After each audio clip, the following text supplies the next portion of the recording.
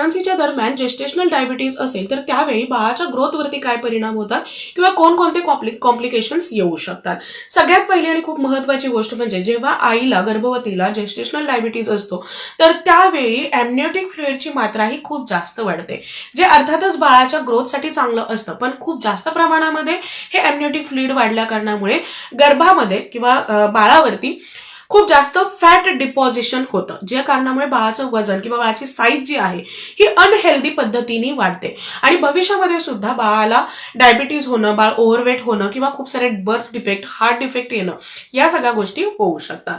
या व्यतिरिक्त डिलिव्हरीच्या दरम्यान जे होणारे कॉम्प्लिकेशन्स आहेत हे सुद्धा वाढतात. तुमची सी सेक्शन डिलिव्हरी होऊ शकते, प्री टर्म बर्थ होऊ शकतो.